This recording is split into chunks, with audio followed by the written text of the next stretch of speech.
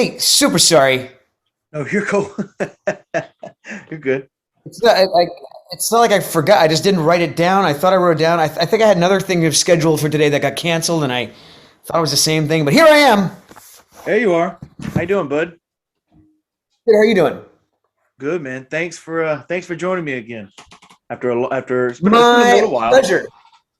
So I wanted to get you back Yes. on because you are you're the second biggest podcast episode of the entire podcast in the entire 4 years that we've done this. I think you've had like almost 100 and something thousand streams on the podcast, and then like almost Really? 30,000 on YouTube. So there you go. And who's number one? Number one is a girl named Heather Shaw. She is a comedian, and she blew up on TikTok because she looks identical to Jim Carrey. Oh, I know exactly who you're talking about. I've seen her. Yeah, yeah, yeah. That's Yeah. amazing. Amazing. That's She amazing. All right, I allow it. I'll allow it. But yeah, but again, thanks for doing this for me. But it's we've been working on this for a while, and I'm glad we finally got you back on after a couple of years. So Yeah, same. I go through periods of like, I don't want to talk to anybody. And then there's times I'm like, well, I should talk to people if I want people to watch, the variety show and stuff like that. Uh, or if I just am needy for attention. I go through the same thing. I'm like, man, I really don't want to do a podcast today, but I have to. It doesn't help pay the bills, but at least it's a journey there. Exactly, exactly. So what's going on with you since I last saw you, Dylan? How was your holiday and New Year? Man, holiday was good. New Year was good. Everything was up to par. But I've just been grinding it out, struggling and Dig grinding. it, Isn't that the journey? dig it. Yes, always. Man, so what you're here for is Mars Variety Show, season three. All six episodes are available right now on YouTube. Yes, they are. And You got it. They are bingeable. it's Mars Presents. That's the channel on YouTube, right? Correct. At Mars or youtube.com/Mars Presents. Okay. And that's where you go to see all the Mars variety shenanigans. So what makes this season different than the last two seasons? Like when I mean that is, I'm not asking how's it different. I'm asking what did you learn from the past two seasons that you incorporated into this season? Oh, good question. Yeah, well, on a technical aspect, I learned about audio. I had embarrassingly um, uh, messed up. I don't know anything about audio. I know a little bit about video. I'm really great at video editing. I don't know anything about audio sweetening or mixing. So this one band from the second season, my Halloween episode actually, Mhm. sent me their video. They worked really hard on it. I cut it together, and when it was released, they sent me a message being like, "That didn't sound anything like what we sent to you." In my ear, I'm like, "Sounds good to me. What are you talking about?" Like, "No, we worked really hard on this." I'm like, "Okay, well, I'll try to figure it out." I couldn't figure it out until months later, and on I edit with Final Cut Pro, and Okay. sometimes it'll give you like a yellow exclamation point and a triangle saying like something's up with this audio file. If you press this button, Sure. we'll fix it. So pressing that button, turning it to a nice green color, affected the audio negatively. Mm. Whereas I should have just left it alone. That was a learning curve for sure, for Dude, sure, though for sure. audio is terrible because I will not. I think there's like my first like 40 or something episodes. There's like I would not go back and listen because it's so terrible because it's like we're not the one. I mean, I'm not. I mean, you may have people that could do it for you if you wanted to, but I'm like so independent. Like I do it myself. I don't have a backing. I don't have anything like that. So it was like people like my stuff sounds terrible, and I'm like, I apologize. It's not. I'm doing the best I can. Then now I'm like, you know what? Come back on. I know exactly what I'm doing now. Uh, Let me Right. give you justice and service. So I mean, it's a learning curve, and you just keep learning every time. I can't imagine. I don't do scripted YouTube like you do or shows. I just put these up just like these are, and I Mm. just throw them on YouTube. So I mean, I can only imagine the YouTube headache that is, especially the video part. Yeah. It's tricky, a little overwhelming. Once you figure it out, then it's easy moving forward. But it's embarrassing when you're producing a show to build up and showcase Right. musicians, and the music doesn't sound good. It's like then musicians are not going to want to be on my show if I'm not designing it, if I'm not presenting it in a way that they deserve. So it was embarrassing. I ate some humble pie Yeah. with that one, and I'm making sure moving forward that that never happens again, because that's it's what the show is all about, you know. Bro, let me tell you, I was so naive into what I was doing that, phone quality is terrible anyways. Like if you have people talking on the phone, you don't have a Yeah, yeah. connector to play with the computer. So you're just holding it up to a microphone the entire 45 minutes or whatever. And then you have them sing a song with a guitar. And then Uh, it was like, hey, bro, this sounds good to me. And people are like, dude, this shit sounds terrible. I don't know what you're doing. I will often not argue, but I'll converse with a few of my musician friends who I've gone to studios to listen to them record and listen to them scrutinize over things that I'm like, I don't hear what you hear. It Uh-huh. sounds great to me. I think you're like nitpicking over stuff that the layman, like the general audience who I represent, uh, just won't pick up. They won't. We won't appreciate these little affectations or these dynamics that you're throwing in. It's completely different language to me. But that's not saying that they shouldn't not do that. They can't. I can't negate the work that they're putting into it to make it sound that's good enough for them. And then I hear stuff compared side by side. I'm like, oh yeah, well there is definitely a quality difference, and let's try to keep it a 10 instead of a 5 from now on. It's just something about musicians' ears that, like, for example, you're an art or you're an actor, your ear is not the same as a musician's ear. Yeah, yeah. A musician could sit down with you and you could watch a movie and you'd be like, there's 10 other ways he could have done this differently or did it another way. And Yes. them guys are like, to me, it's perfect. But then same thing with you. You sit down in the studio and you're like, well, that was great. No, it wasn't. It was a little pitchy. I think I could do 3 more takes and maybe get it right. Yes. Yeah, exactly. You're in Nashville, right? That where you're Correct. located now? How Yes. are you dealing with the snow? Because I don't think Nashville's had that much snow in a very long time. Well, every year, we get a good amount of snow. Not as much as, see, when I first visited here, like Uh, 2002. I mean, it was like East Coast. It was like everywhere. Lately, it seems to be less and less. But then, like we'll get it. Like we got it last Thursday. It was like 6 inches of snow. I was so bummed because I actually wasn't in town. I wanted to play in it. And then when I got back on Monday, it was gone. Like there's no snow out here right now. We're supposed to get some more, but it lasts for like a couple days, then it goes away. The biggest problem is that there's no infrastructure to take care of snow while we're here. So like schools shut down, businesses shut down, like people go crazy because they don't know how to drive in it. So you definitely want to stay home when it's snowing, which is what I like to do anyway. But other than that, I find the snow extremely nostalgic because I grew up in Rhode Island. I grew up around blizzards and stuff like that. So it takes me to a warm, fuzzy place. I love it. the last time we Where are you talked, again? I'm in Mississippi, so we haven't gotten Yeah. anything. Well, I don't know. I was watching the news this morning, and like I saw Nashville was about to get hounded again, probably this weekend. And then Can't wait. Bring you- it. you're going to be home. Bring it. I'm going to be home this time. I'm going to take my snowboard and I'm going to go down one of the main streets in my neighborhood. There's a Now, street that's like super deep incline, and that'll be me busting my ass on my snowboard. is snowboarding like is snowboarding kind of the efficient to surfing in Hawaii as it is in like Rhode Island? Probably. I've never been surfing, but in Rhode Island we don't have hills to do Okay. snowboarding.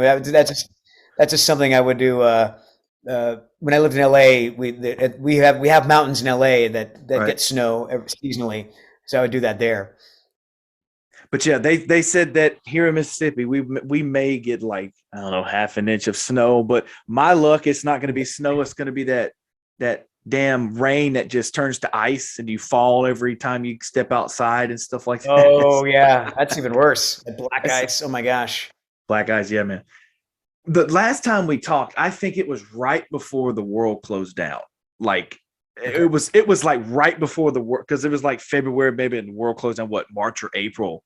So Yeah, kind yeah, of yeah.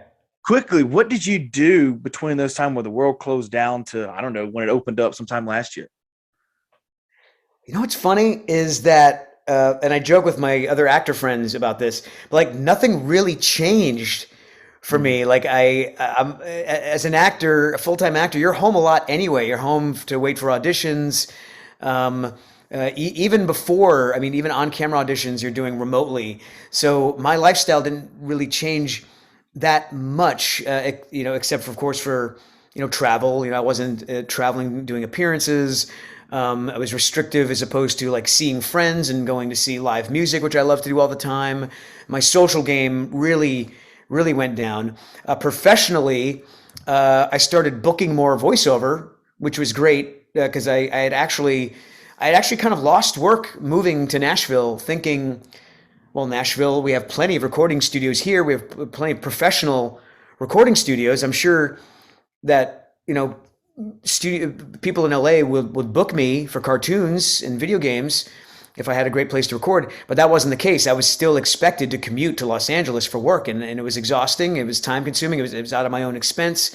It wasn't worth it. So I chose to stay put, and I lost a lot of work. But then during the pandemic, my agent's like, "Who's got home studios?" Because no one wanted to shut down. Hollywood didn't want to shut down. So I literally threw a closet together and made a sound booth, and I actually worked. I've been working uh, uh, since then. I actually did all of my Young Justice episodes in my closet. So the new season that's out, um, just know all those actors are recorded in a closet under a chair somewhere. But those magician engineers made it sound fantastic. Now, do you play a major role in the Young Justice, or is it like just small parts here and there? I don't know if I'm allowed to say too much. Oh, okay, okay, I can at least. I mean, I don't think this is a secret, but I mean, I played Bart Allen, Impulse. Then he morphed into Kid Flash. So that character does make an appearance. okay, okay. Yeah, I didn't know about this. I was like, oh, I don't know if he can say anything, but might as well. F it, you know. Yeah. So work closed down. Here is the weird thing: is you got COVID. I don't know how long ago, but my family also got COVID around last July. And Mhm. how sick did you get with it? I didn't get that sick. Okay. Like I didn't have. Uh, a lot of my friends were complaining about body aches and headaches and sore throat and bad cough. Thankfully, I didn't get any of that, and I will contribute it to my personal immunity. I know I'm pretty good uh, uh, with my own immunity, and I did get vaccinated. Uh, Uh, so the problems for me was did lose smell and taste, which was bizarre, and like extreme head fog. Like I felt like stupid. Like I was stupid for like 2 days. I remember like texting my girlfriend, taking like a half an hour trying to figure out how to like spell a word. Am I saying this right? And having trouble sleeping. And then the worst for me was like a day of just like absolute depression, just like lethargic, really feeling in a bad place mentally. That's about it. I it's funny because I'm down in like southern Mississippi, so it's like as uh Republican as you can get, but I'm like so liberal as shit that it's not even funny. Like I was a Yeah. lab rat as soon as they were like, okay, people go get vaccinated. I was like, I pulled up at like 6 o'clock in the Sign me morning. up. Yeah. I was like, shoot me up. And what are you gonna do? Track me? I got a cell phone right here. You're tracking me on anyway, so fuck it. So I went and got, Yes. and then it was like I got the second shot, the second dose, Uh, and then like the next week my family got sick. And they were mhm. all, we don't believe in it, yada yada. And I'm here, I'm stuck, they're sick. I'm here having to take care of them. Jason, you're not going to believe Uh, me. I got just a head cold. Like I had this, sure. like when when you go to bed, but like you take a shower and your hair's still a little bit wet, and you wake up next morning and you're, you know, stuffy, you got dry heave and stuff like that. Yeah, That's all I got. And that's it. then Yeah. now, thankfully, they're like, okay, we're gonna go get vaccinated. Like my mom and sister fully vaccinated. I'm like, I hate that it had to come to this, but you had to get sick in order to believe me. And when they got sick, it was worse than that. Is that what you're saying? Oh Their man, symptoms were worse than yours? dude, dude, they were for 2 weeks, they were in like serious condition. Like if I didn't make my dad get up and be like, hey bro, you're gonna have to go outside and take a walk for a little bit, he would have been in the one in the ICU. Like him and my sister Wow. lost like 40 pounds each. Just and Wow. it was I have never seen anybody that sick. And like my nephews and my brother lives right down the road. I couldn't go do Mhm. it. Like I was stuck here at the house 14 for Sure. 14 days going out of my mind. And it was always, I was always like, I never have enough time to watch TV. Let's catch up on the shows. 3 days in, I was like, I've had enough damn TV. I can't take it anymore. I've watched it all. But yeah, That's it. I'm sorry they had to learn the hard way, but right. I try not to be combative with our fellow human beings because there is so much disinformation and conflicting information, and people are going to glom onto what is convenient for them. And yes, Mm. there are people who have gotten it who haven't been vaccinated, and it just feels like the flu. But yes, there are people who have gotten who aren't vaccinated who are dead. you Right. know, like I don't want so from in my mind, and this is and this is not like a PSA. This is just my experience, and because I don't want to make anyone do anything that I'm not forcing them to do anything, but I assessed my situation. I have good immunity. I have always had a good relationship with vaccinations. I've been vaccinated most of my young life. I had severe Me too. allergies as a kid. I was getting vaccinated weekly. I'll never forget.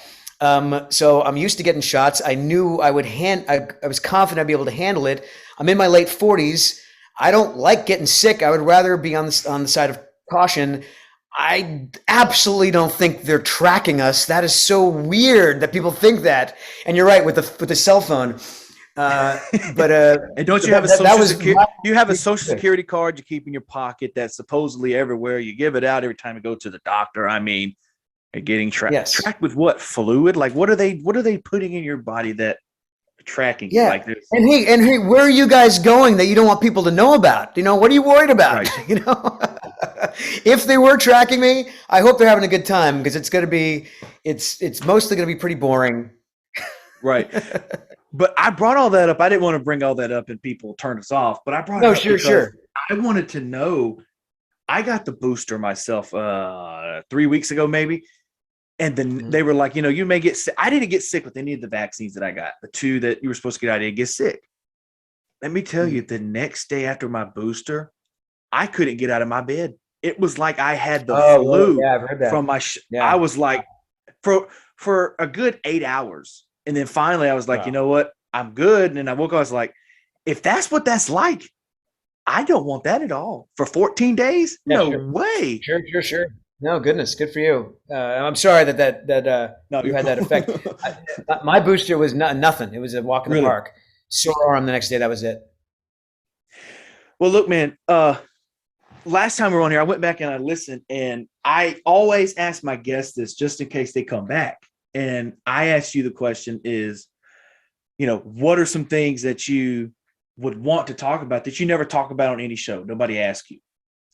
And Uh-huh. you told me a couple of What did things. I say? You Okay. said, I forget. and I have it written down. You said that you made the movie White Squall in Malta. Yeah. Let's talk about that. That's with Jeff Bridges Yeah. and a couple of other Yeah. of Yeah. other actors. What was that? Because that was in Europe. Have you ever been to Europe before then or after that? Or was that just like the first I, I time? had I had done a movie I booked a movie when I was 12 called Robot Jocks, and we shot in Italy. I was only there for like 5 days. I was too young to appreciate it. But White Skull was the first time I was 20 years old. It was the first time um, out of the country for that long from my family and home. We were gone for like 3 months. We were in three islands in the Caribbean. We went to Bermuda, went to South Africa, went to Malta, England, and it was one of the most formative experiences of my life and career, for sure. Yeah. So when they tell you, okay, sure, you've got you're booked, we've got you here, and you have to go to all these different countries. What are you thinking? Like 20 years old, I'm pretty sure there's a part of you that's like, wow, a lot of people would love to travel the world when they're 60, and now I'm doing it at Yeah, yeah. 20. But there's also got to be a part of you where you're like, damn, I got to go for 3 months everywhere. And what if something happens when I'm not home? What if this? There's got to be all these kind of connotations to it. No, I never approach anything like that, man. I mean, like maybe it's just ignorance, but I always approach things with excitement and awe. Like I was stoked. It was a Ridley Scott movie. I get to work with Ridley Scott, Jeff Bridges. We're shooting on a sailing ship, like a real sailing ship out in the middle of the ocean. Like I was excited for all these things. I couldn't wait to go. Uh, yeah, and it exceeded my expectations in so many different ways. I actually have, excuse me, 6 hours of home video footage that I have been compiling into. I'm going to release them as like mini documentaries, like a mini essay from my experience shooting them. I'm going to put on my personal YouTube channel. I'm just in the middle of editing them, but I have tremendous memories from that experience. I mean, like I said, 20 years old. I never went to college, so this is the closest thing to a college experience I could say. Like traveling abroad, working with a bunch of other guys my age. I learned a lot about myself as a human being and as an actor. Oh man, I learned a lot as an actor uh, during that movie for sure, for sure. When So Wrigley Scott, tell me about Wrigley Scott. I've heard a lot of stories about that guy. He sounds like a cool person, but he's also has to be probably very intimidating, I would imagine, because one of the biggest filmmakers in the world. I wouldn't say not for me intimidating, but he was definitely cool. Like the dude, Okay. I mean, cool as a cucumber. I mean, like he knows exactly what he wants. He's got a tremendous team with him. Like everyone, again, looking back at these videos, I'm like, dude, all the like the ADs, the production designers, like everyone, they were so perfect. I mean, shooting a movie like the Mars Variety Show. I mean, it's an undertaking on its own. I can't imagine doing a movie on a sailing ship in the middle of the ocean, and then there's a sequence where the ship, it sinks. It gets hit with a squall, and so we do that, and that's what we did in Malta. Oh man, I got to tell you about Malta, but because Malta is where we shot the storm sequence when they built a replica of the ship on a gimbal in this big pond, this big tank, and so we could like sink the ship. They could sink the ship as many times as they wanted, and they had wind machines and wave machines, and you couldn't even see from all the weather that they were creating. But he never raised his voice. He's got this device that someone made for him that goes on the side of the camera to rest his cigar when he's done with it. He was accessible. Any questions we had for him, it was so smooth. And here's one of I mentioned a learning experience as an actor. Here's one of my favorite moments. We were shooting in South Africa. This was like sort of a month after the 3 months we'd been gone. We had to go to South Africa because wherever we were with the ship, we didn't have big swells. There were no big waves, and Ridley wanted these big waves. He wanted that, when the ship is going up and down, when it's going down, you want to see ocean. And the only place available with that kind of weather was South Africa. So we go down there, and we're shooting this simple little scene where Jeff Bridges is in his quarters under the ship, and it's early in the movie, and the rest of I play the first mate, so I'm used to being on a ship. The rest of the students are not, and they're getting seasick and they're throwing up. And I have to go down and tell the skipper, Jeff Bridges, I'm like, the crew is doing group boot over the side. And because of my history in sitcoms, because of most of my work is comedy television, I found myself always kind of looking for the joke, always kind of making it about me. So he yells action. I go down. I'm like, skipper, the crew is doing group boot over the side. Cut. And Ridley looks at me. Ridley looks at me. Says, "Just say the line." All right, let's do it again. And I'm in my mind, I'm like, I did say the line. I don't know what he's talking about. We must have done it like 5 or 6 times, and I'm getting embarrassed because every time I'm trying something, and he's like, "No, just say the line." Just very, very quiet like that for me. And finally, I didn't put anything into it. I just said it. And then when I saw the movie cut together, it hit me. I was like, okay, it's not about me. It's just this scene. It's about this moment. I didn't need to make a big deal of it. All I had to do was just he said, just say the line. So it was, I was mortified, but I also, I was humbled by that experience, and I'm grateful. I'm grateful for that. Tell me about Malta. What was the greatest part about doing it in Malta? So Malta, do you know where Malta is? I know it's in Europe. That's about it. Okay, so there's Italy. The boot. You look at the map. Italy's the boot, and under Italy is Sicily, and under Sicily there's a dot. This dot, and that's Malta. It's this tiny little island, and it is beautiful. It is like limestone architecture, churches all over the place, rolling hills. It's mostly Maltesians. They speak Maltese. It sounds like Italian, but it's Maltese, and they'll correct you on that.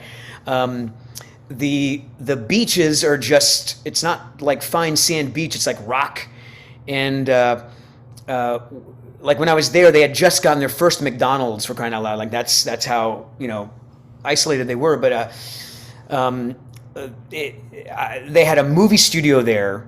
And like I said, that's where we shot the storm sequences, and I appreciated that movie studio firsthand because they shot one of my favorite movies, Popeye, starring Robin Williams. I don't know if you've seen this movie, but they shot a lot of it there. They used that tank that I talked to you about, and they built the sets. If anyone's seen Popeye, it was directed by Robert Altman. Robin Williams stars in it playing Popeye, and they built this village called Sweet Haven, which was based on the comics. And that village is still there to this day, and it was there when we were shooting, and they turned it into a tourist attraction. Someone bought it. And our script supervisor on White Squall, Luca was her name, she was also the script supervisor on Popeye. So she took me, we had a day off, and she took me over there. We got a private tour, and I have pictures and video of me walking around where they shot this movie. So that completely blew my mind. I mean, besides Popeye, they shot like what was that pirate movie with Gina Davis and the Rennie Harlan movie? They I think to this day they still utilize that studio for lots of things. Malta had this great downtown. I think it was called Parcheville. It was sort of like 5 streets converging into one, and it was all nightclubs, and there was a big casino on the other end, and they had taxi cabs, and there was no set rate. You had to negotiate with the taxi cabs. You were all trying to make a game of like who can get like the cheapest ride back to our hotel. And if you got like a really cheap ride, like the cab driver would be so pissed, and he would speed as fast as he fucking could down these like winding streets back to the hotel and drop you off. It was outstanding. In hindsight, like it's a beautiful country. Aesthetically, the people were wonderful, and I always long to go back. I would love to see the way it is now. I know it's still very much a tourist location. Cutthroat Island is the Gina Davis. That's it. Yes, Cutthroat Island. I remember because we had. I think I was in her dressing room that she'd used when she was there. I was like, oh yeah, this was Gina Davis's dressing room. This is great. You mentioned Robin Williams and Popeye. I think that was like one of his first feature-length film. It was his first feature starring film. in. Yep. And it's crazy to go back because I've only seen it a handful of times. I mean, it was like late 70s, maybe early 80s, something like that. Well, when it came out, it was 1980, 79, 80. Because I was I remember seeing it in the theater. I was like 5. Okay, it's crazy looking back, and you're like, this guy, and what 10 years time maybe would be the biggest damn movie star in the world. And you're like, and this movie's not even really that good because it's just so old, and you're used to the more CGI stuff, and you look at this, you're like, wow. But talk about a guy that we lost too soon, Robert Williams. I mean, I remember being devastated.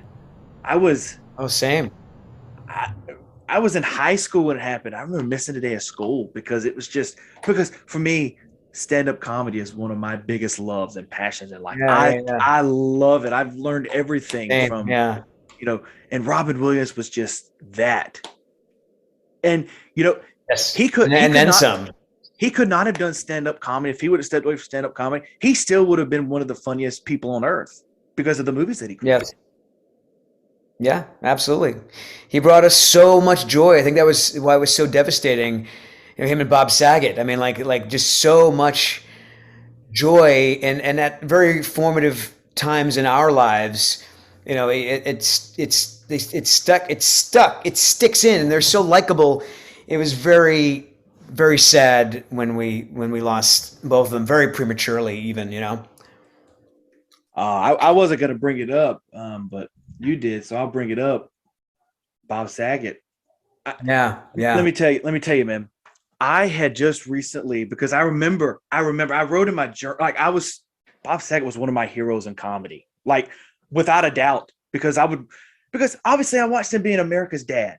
He was the yeah. guy to go to, and then you'd realize, what I was because I was born in '98, so like Full House had been over for a few years, but then so I go back and Uh, my mom she shows me all the movies she watched growing up and the TV shows, and I'm an old school cat like that. Like I love I was rewatching He-Man the other day, and but I remember when I was little and realizing that Danny Tanner was a stand-up comic, and you're like, I've got to listen to this. And I remember being, oh God, I had to have been maybe 10 and yeah, realizing, going to HBO on the cable and like, okay, yeah, Bob yeah. Saget, that's the way it is. It comes on at 10 o'clock tonight. That means I have to put it here. And then I would go Uh, sneak to the living room and watch it on the lowest volume and stick my ear up to the TV sure. and listen. And of course, you're Yeah, laughing. You're 10. You don't know what he's talking about. You don't know, yeah, yeah. you don't know what a dick is. You don't know what any of this is at 10 years old. Uh, And uh, I remember watching, and then when it goes off, you turn it really quick back to Disney Channel or Nickelodeon, whatever 10-year-olds watch, sure. run back to the Uh, bedroom and go to sleep. And yes. I remember that. And then when the news came that Bob Saget died, I was laying on the couch and I remember popping up and going, what the fuck? What? This is not, because obviously they're always faked all the time. And so I was like, what the fuck is happening? That's not true. It's not true. So I look it up, E News, Fox News, and I'm like, holy shit. Like I come in my room and I'm like, I find myself tearing up and I'm like, dude, you don't even know this guy. And I was like, yes, I fucking did. I didn't know him personally, but I knew him from what he did. And man, it was one of the most emotional times I've had in a really long time. And I'm trying not to get emotional here, but Bob Saget was No, it's fine. Bob Saget was everything to me, man. He was a good guy. I believe I haven't heard a bad thing about him, but really funny guy, and he meant a lot to me. And I know he meant a whole lot more to you than me, but I'm just looking from a fan side looking in.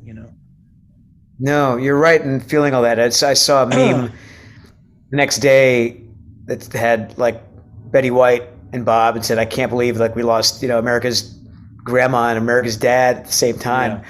Yeah. Yeah, my time with him was short, but it was very memorable. And he, when I worked on Full House, he didn't know me, and Right. he probably did this with everybody, but he almost went out of his way to make me feel included. Like he talked with me, he was very Sure. present. If they went out to dinner, he included me, he invited me. Like he didn't have to, I've never worked on a show where people have done that. Um, we the first episode I did of Full House, we shot on location in San Francisco, and I'll remember we checked in the hotel, and he called me from his hotel room. He's like, "Yeah, we're going out to dinner tonight. You want to come?" Yeah, absolutely. So I went out to dinner with him and Candace and a couple other people, and then he took us to a comedy club.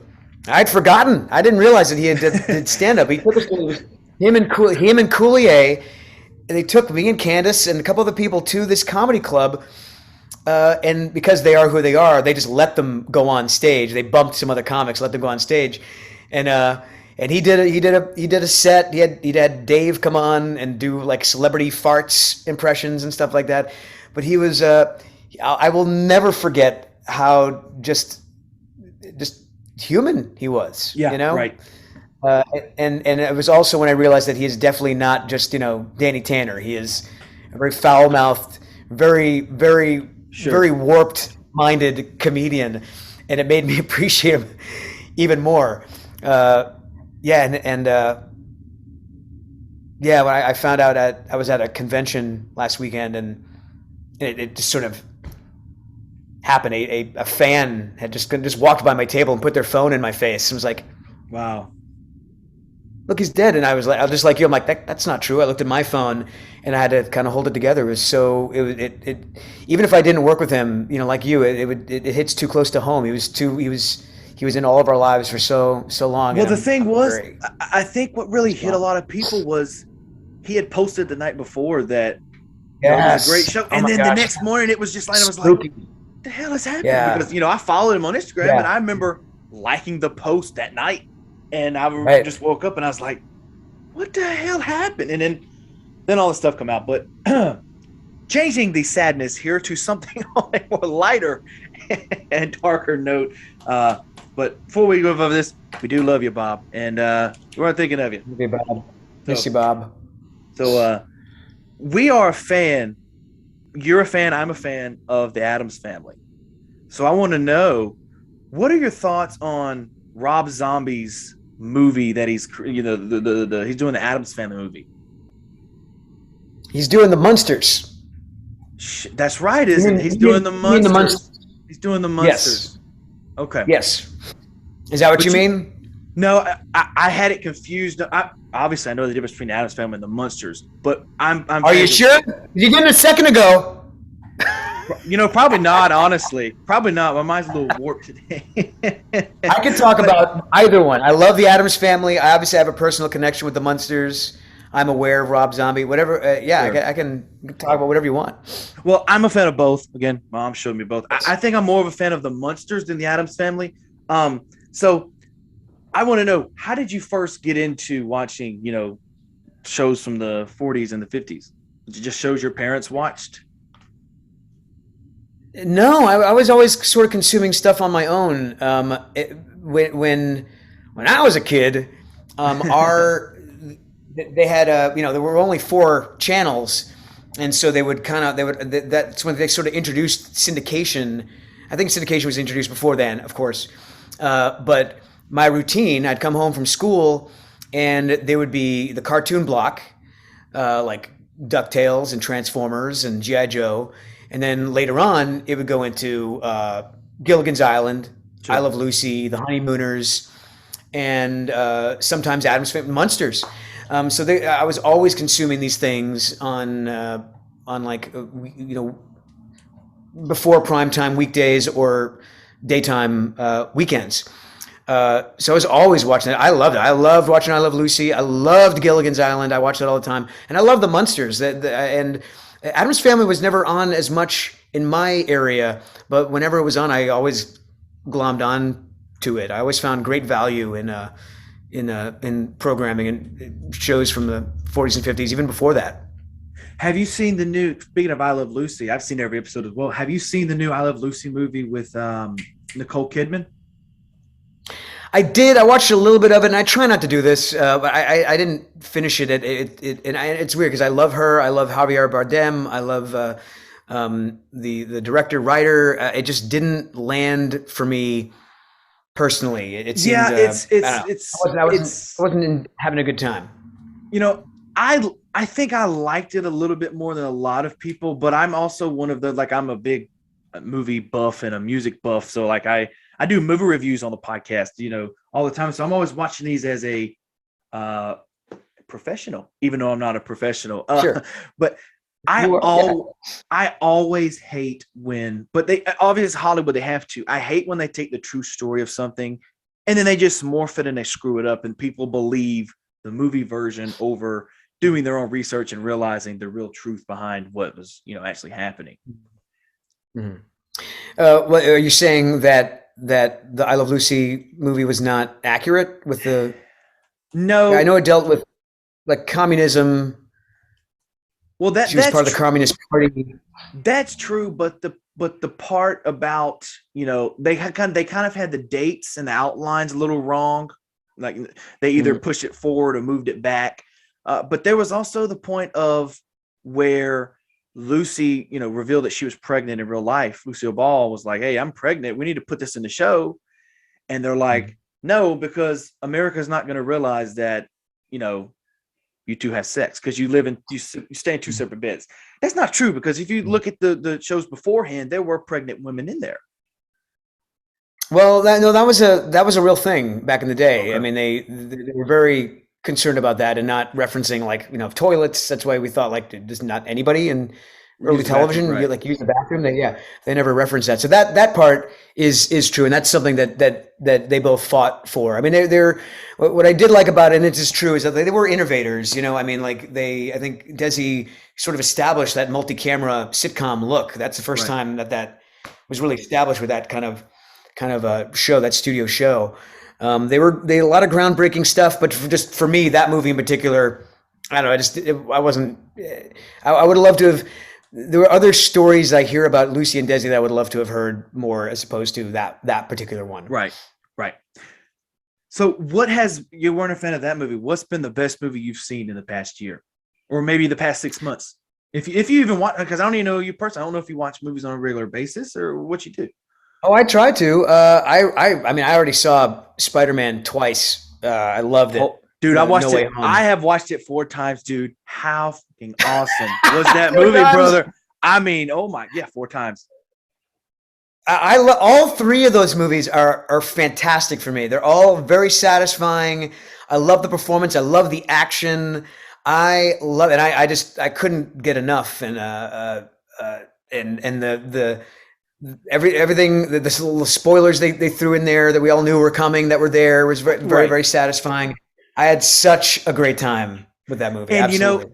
people know the spoilers, so I'm just gonna go ahead and say it now. But we knew that Toby and Andrew were going to be in it. We just didn't know Sure. how long or where or what they were going to Sure. come in and do. I thought, Precisely. I thought personally they were going to come in the last 15 minutes and help fight, and that was going to be it. But they were in the Yeah. last half of the movie for like almost an hour, and I was like, "Holy shit, this is great!" Yeah. And I remember Yes. Yes. Yes. I've been to the theater my whole entire life. The only time I remember people standing up and cheering was Avengers Endgame. And I Hmm. remember standing up and just, yeah, you're getting into the movie. But Yes. Spider-Man No Way Home, it was like unbelievable. Like it was just, people were screaming, and I'm like, I have to go back and watch it because I don't know what people are saying. Yes. They're screaming so bad. Same.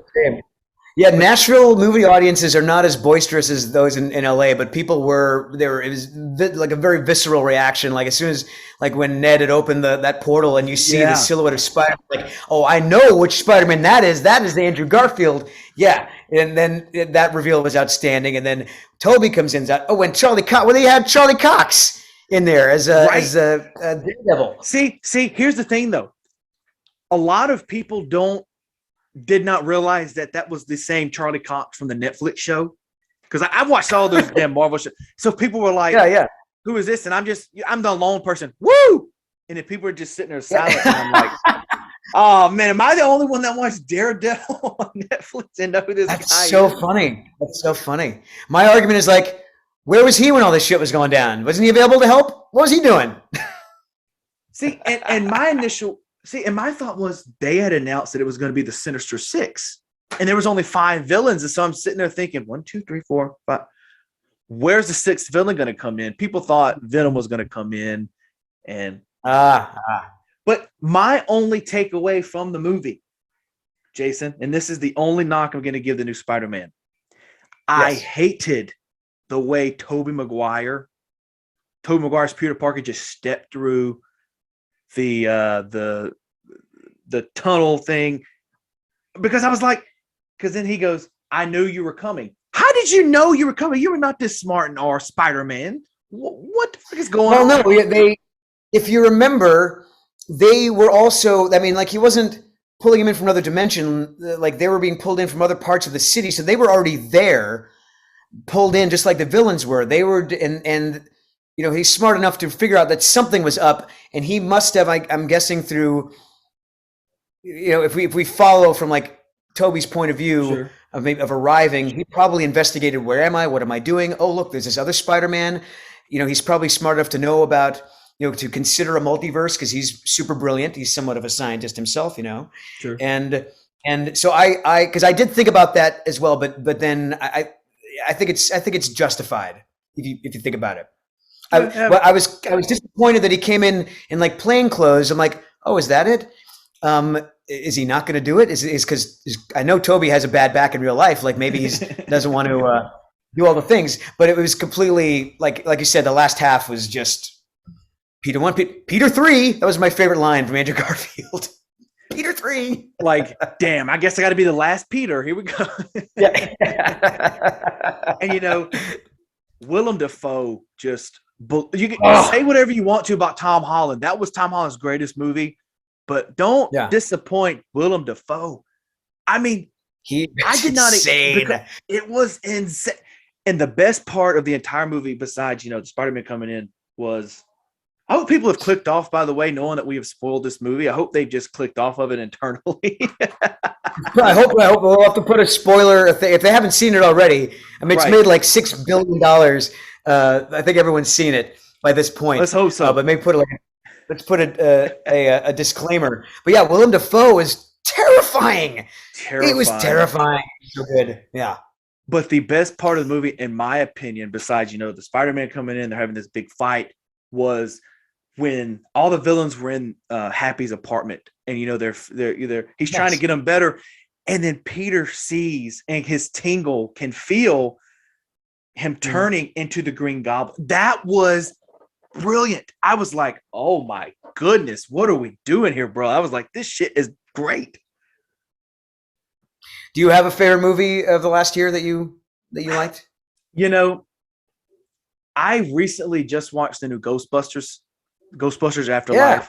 I really enjoyed that. But I have to say, I do a favorite movies of the year podcast. I did it with my bud Al this year, and I put King Richard as number one because we did this well before Spider-Man came. We did this before Spider-Man came out. So, but yeah, King Richard was that's the Will Smith movie, yeah.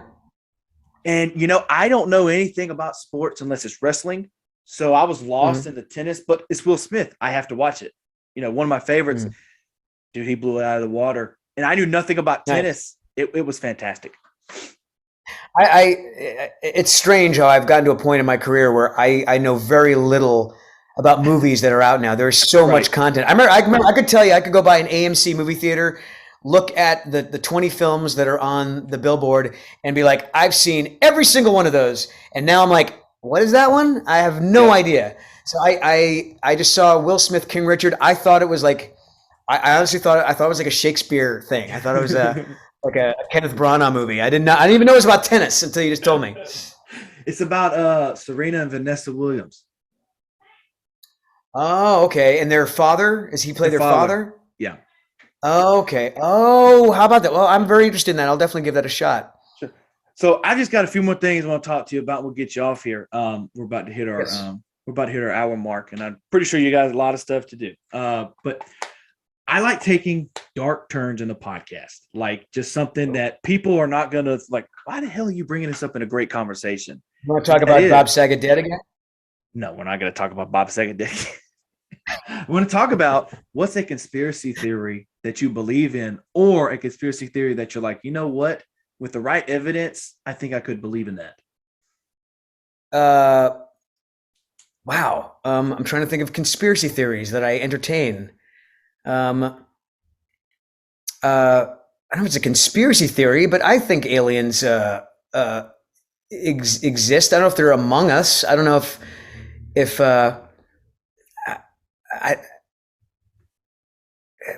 I don't do a lot of research on this either. I mean, I know we have Area 51 indicating that we've had contact and we have things in technology, it's hard for me to believe that something like that could be really kept under wraps. Maybe, but I don't know. I think I like the idea of aliens, but I like it in the idea of like what sci-fi movies have implanted in my brain. Not that they're all going to take over, but I think they look like Steven Spielberg's version of aliens. And the way that our universe is so vast, it seems like it makes sense that there would be another planet with an ecosystem that would be similar enough to generate life and possibly technology that might meet or surpass us at some point. Do you have a ghost story or something unexplainably that's happened to you that just completely freaked you out? Not a ghost story, but I will occasionally visit a medium or a tarot reader that that really blows me away, that really impresses me. Because I'll always go in with a little bit of scrutiny, and either I'm just ignorant, but they will reveal things that only they would know through the energy that I'm giving them. So I also believe in that. I believe that there are people who can connect cellularly, otherworldly, who can connect with ghosts. I believe other people's stories. I mean, just because I haven't seen a ghost or have had those experiences, I don't negate that that's possible. Rapid fire. How about you? Oh, I've had one that just completely freaked me out. I can tell you if you want to hear it. If you're in a hurry to just get off here, we can get off here. But I had my mom's dad, my grandfather, passed away when I was 5. I was in kindergarten. And he used to smoke cigarettes. And this happened last year, maybe, something like that. I'm sitting in the living room with my mom, and I just start to smell smoke. I don't say a word because I'm thinking, damn, I may have COVID. I don't know. And so I don't say anything. And then my mom looks up and she goes, "Are you smelling smoke?" And I go, "I do smell smoke." And she said, "It's like cigarette smoke." I said, "Yeah, like somebody just lit a cigarette." So, whatever. We're like, oh, just thinking, whatever. I go into my mom's room. There's a dressing room over here. She had left something. I was going to get it. And when I walked through her door, I just happened to glance to my right. And inside her locked jewelry box, her dad's last pack of cigarettes with 4 cigarettes in it is out of the locked jewelry box. And I was like, "Mom, there's some shit happening here. What do we do?" And so she just put it back up in the cigarette or the jewelry box. She was like, "Hey, Dad, we're okay. We're fine."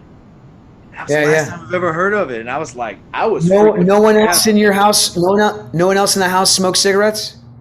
Well, they smoked cigarettes, but they weren't home at the time. And they don't smoke inside. They always smoke outside. Wow. And they definitely wouldn't take And the question is, if this was, 20 years ago, the cigarettes aren't even, capable to smoke. They'll probably fall apart. You pick one up. How did the cigarettes get out of the locked jewelry box? That was the biggest. That was the biggest thing. And it was like, oh shit, we're dealing with something here that I don't even want to. Right. Those crazy things. Isn't that fun though? That maybe that was his way of just checking in. It's like, hey, I'm here. I'm checking in on you guys. It definitely makes you. It definitely makes you rethink the ghost thing. Totally. No, I've heard lots of situations like that. My mom has recounted many situations like that. So, Jason, last thing I want to do before we jump off, rapid fire. Yes. First things that pop in my head. All right. The first answer that pops into your head. Ready? Okay. Yes. Here we go. Jason, what is the one snack or the one food you have to have in the house at all times because it's like your favorite thing or, something you just got to indulge in? Chocolate. Dark chocolate, regular chocolate, does it matter? Dark chocolate. Dark chocolate. Darker the better. Yeah. Dark and bitter. Like my soul. If you're dying on a railroad track, you get hit by a train, boom, somehow you're still alive. Yes. You have one song to sing for the rest of your life. What's that song? And we're talking, when I say for the rest of your life, I'm talking about like maybe Yes. 90 seconds you have left. Oh my gosh. Why is no song popping in my head right now? Do you believe in love after love? It's a Cher song. I don't know why that popped in my head. So yeah, let's go with that one. Favorite album of all time? Oh my gosh. Voyager by Jenny Lewis. Okay. Led Zeppelin, Tom Petty and the Heartbreakers. Tom Petty and the Heartbreakers. Kiss or Aerosmith? Aerosmith. Guns N' Roses, Motley Crue. I guess more Guns N' Roses. I listen to more of them than Motley Crue. No offense, I've seen your shirt. Hey, I got a Guns N' Roses poster right over there. So no harm Dig done. it. Dig it. One TV show that you'd have to watch for the rest of your life.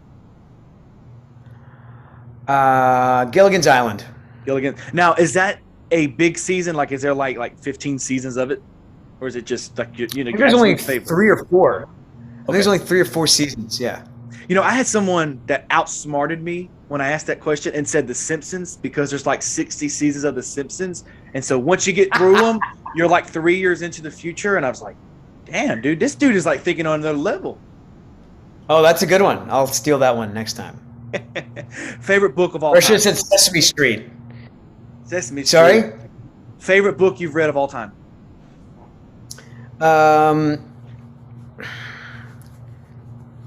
Bird by Bird by Anne Lamott.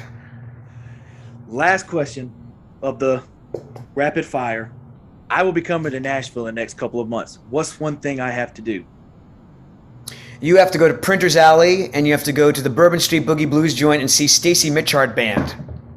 Macy's Stitchard Band. If he is playing, a Stacy Mitchard. If he is playing, it's a guaranteed good time. Who has the best hot chicken in Nashville? I don't know because I don't eat hot chicken. You don't eat hot chicken.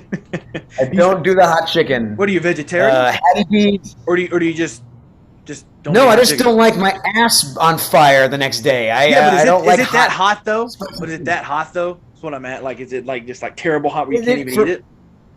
For my particular palate, yes. I don't. Okay. I've never enjoyed hot, spicy things. But Hattie B's is probably one of the most popular hot chicken places. But you can't go wrong. Look at the NashvilleScene.com. It's our local periodical, and they should have like a list. They usually have like just search like top 10 local Nashville hot chicken places.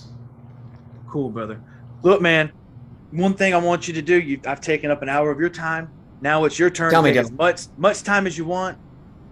And this camera that you're facing, anything that you got to promote it. Yes. Hold on, let me get you closer here. Everybody. Hi, everybody. Here we go. Jason Marsden here, and I would love if you watch the Mars Variety Show on YouTube. Please go to, when you're done here, make sure you like this video that Dylan and I just did for you, and then search Mars Presents. Please hit that subscribe button because it's free and it helps tremendously. What does it help? It helps independent local musicians in Nashville, independent local comedians, and alternative performers in Nashville. And I'm in it, and it's fun. And I would love for you to look at that. And please watch Young Justice. There's a new season on HBO Max.